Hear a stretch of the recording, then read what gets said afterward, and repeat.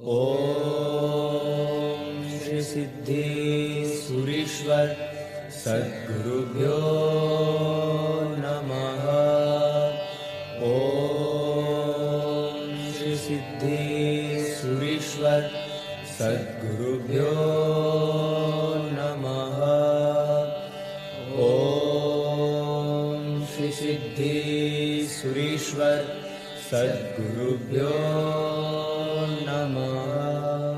किसी भी कार्य के होने के पीछे कोई ना कोई कारण अवश्य होता है। कारण बिना कोई कार्य नहीं होता, यह शाश्वत नियम है। हमारे जीवन में सर्जित अनेक घटनाएं ऐसी है जिन्हें चमत्कार कहने का मन हो जाता है। ऐसी प्रत्येक घटना के पीछे का एकमात्र कारण परम पूज्य आचार्य भगवंत श्री सिद्धेश्वरीश्वर जी महाराजा यानी पूज्य दादा के प्रति हमारी आस्था, हमारे जीवन के प्रेरक बल ही पूज्य दादा है। जीवन में घटित अनेक घटनाओं में से एक घटना की आज बात करनी है। मेरी पुत्री का विवाह हुआ। जमाई का धंधा चीन में था, इसलिए वह गुजराती युवक व्यापार हेतु चीन में रहता था। मेरी पुत्री भी विवाह के बाद चीन चली गई। 3 वर्ष बाद मेरी पुत्री गर्भवती हुई। 3 महीने तक तो वो वहीं पर रही, परंतु जिस एरिया में वो रहती थी वहाँ डॉक्टर की उचित सुविधा नहीं थी। वहाँ का वातावरण भी उसके स्वास्थ्य के अनुकूल नहीं होने से वह परेशान रहती थी। 4था महीना शुरू होते ही हमने उसे यहाँ बुला लिया और यहाँ किसी अच्छे डॉक्टर की देखरेख के नीचे उसका ट्रीटमेंट चालू करने के लिए विचार विमर्श किया।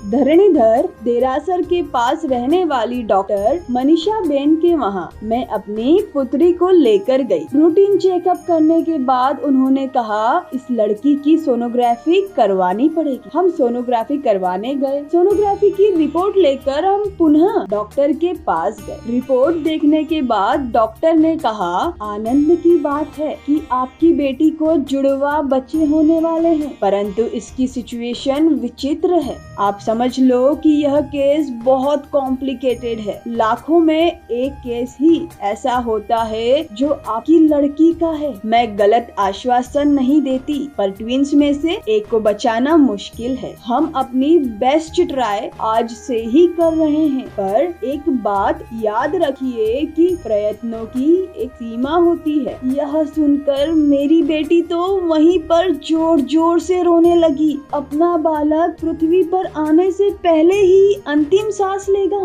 ऐसा सुनकर किस माँ का हृदय स्वस्थ रह सकता है। मैं भी अस्वस्थ हो गई थी, पर मुझे मजबूत रहना जरूरी था। मैंने बेटी को आश्वासन दिया, उसे खूब समझाया। हम अहमदाबाद के टॉप डॉक्टरों के पास गए, पर किसी ने भी हमें झूठा आश्वासन नहीं दिया। सबने एक ही बात बताई कि गर्भ की स्थिति विचित्र है और कुछ भी होने की संभावना को नकारा नहीं जा सकता। एक डॉक्टर ने तो मेरी बेटी और ट्विंस दोनों की जिंदगी जोखिम में है, यहाँ तक की बात कह दी। 3 दिनों में हमने अनेक डॉक्टरों को दिखाया। सब जगह एक ही बात सुनकर मेरी लड़की शारीरिक और मानसिक रूप से टूट चुकी थी। 4थे दिन उसकी मौसी उसकी तबीयत के बारे में पूछने के लिए हमारे घर आई और पूरी बात सुनकर बोली इतनी छोटी सी बात के लिए तुम क्यों घबरा रही हो? मेरा एक ऐसे डॉक्टर से परिचय है जो तुम्हें इस परिस्थिति से बाहर निकाल देंगे। आज से वर्षों पहले तेरी मौसी को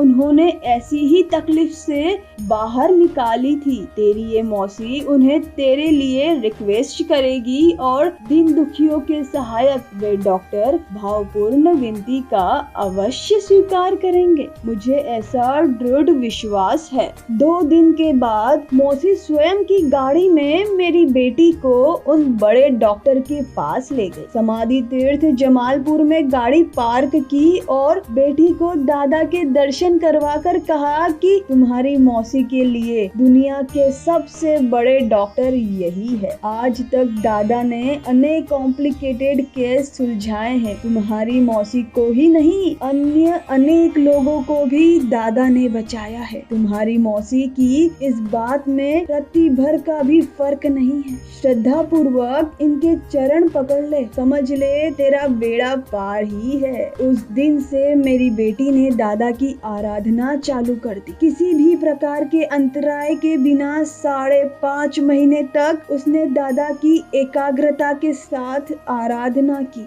जहाँ उसे 2 मिनट का समय मिला नहीं कि दादा का मंत्र जाप शुरू हुआ नहीं। 5.5 महीनों में अनेक बार उसे दादा के स्वप्न आए और स्वप्न में ही वह दादा के जाप में तल्लीन हो जाती। योग्य समय पर हम बेटी की जांच पड़ताल भी करवाते थे। पूर्ण समय पर बेटी ने किसी भी प्रकार की कोई विशेष तकलीफ के बिना 2 पुत्रियों को जन्म दिया और दादा के आशीर्वाद से वे दोनों अभी अत्यंत स्वस्थ जीवन जी रही है।